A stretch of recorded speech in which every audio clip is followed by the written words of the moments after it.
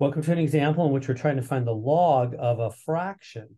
So let me bring it down here. And so it's log of big old fraction here. 1 over, that's 10 million. Okay, so how do we do this? Well, first off, we got to realize there's an invisible 10 down there, right? It's right here. Every log has a base. If it's not showing its base, it's 10. That's in the notes right here. This is the notes, invisible logs. If you have a log with no base, it's the same as having a base 10.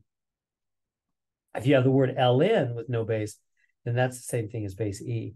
So anyway, we have the regular log word, no base, it's really 10. Every log has a base, so it's really 10. Okay, and then I'm going to go equal x. I'm just trying to find out, x, I'm just calling, you call it Joe. X is just a name that's going to be the answer. I just got to have some place to put that. Now, what do we do from here? Well, now we do the little swish thing, meaning we grab this, go there, and go there. Put this there like that.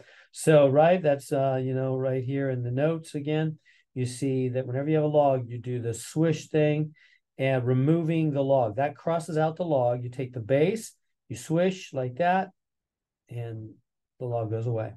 So I'll do a little swish thing. I'll grab the 10, swish this way, swish that way, and the log, at that moment, the log go away, so it'll become 10 to the x equals, and then we still have the same fraction on the other side, 1 over 10 million. That's a big number. Okay. Now, what's going to make that 10 million thing happen? Well, remember that, like, if you have 10 to the 1, that's just 10, obviously, and 10 to the 2 is 100.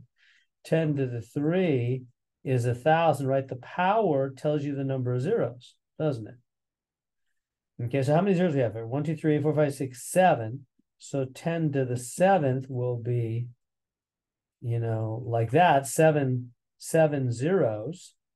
But we've got 1 over it. What does the 1 over? Do you remember? -7. That's what makes it become a fraction, negative powers.